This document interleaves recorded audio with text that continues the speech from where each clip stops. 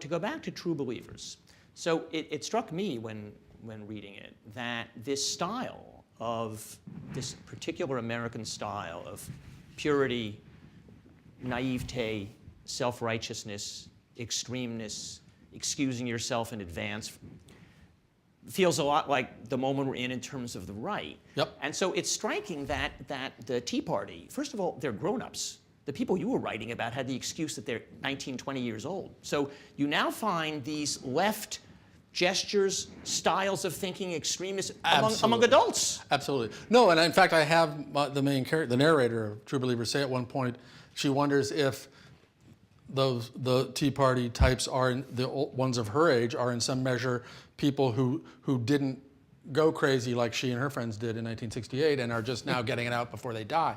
So no, it is.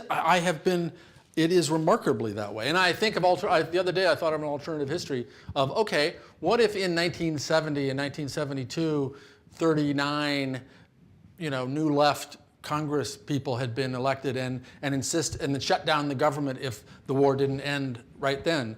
How would that have worked out? And it is in so many ways that, except as you say, they're not kids. But and I mean, to go to your point, the left never had political power. They had all this blackmail power, moral power, etc. Street power. But the fact that, I mean, I take it says something about this country that at that left moment, it was kind of unimaginable to actually have people like that in a position of formal political power. Yeah. Whereas you now have, whether symmetrical or not, people on the far right who have extraordinary formal political power. Correct.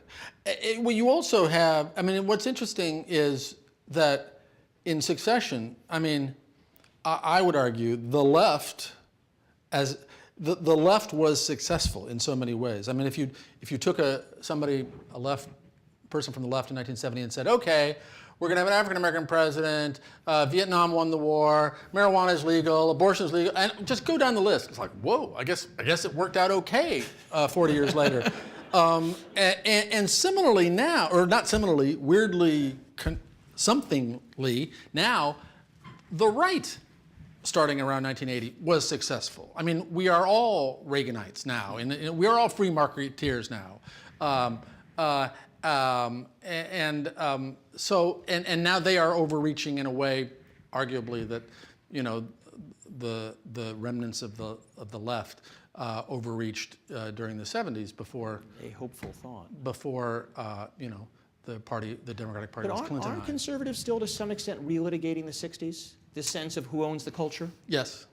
That's so true. in that sense, I mean, because the 60s, in that cultural sense, did win, that's profoundly, I think, insulting to Well, they won in the cultural sense. They lost in the economic sense. Yeah, right. Or, as I argued and made people unhappy in the New York Times last summer, that basically they're flip sides of the same coin of extreme liberty won starting in the late 60s, and people who wanted to make money any way they could and as much as they could, they won that right, just as people who wanted to get high and sleep with whomever they wanted won that right.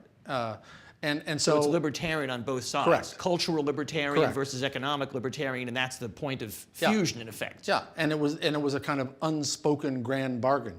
You get to make a lot of money and increase inequality. We get to live as we want.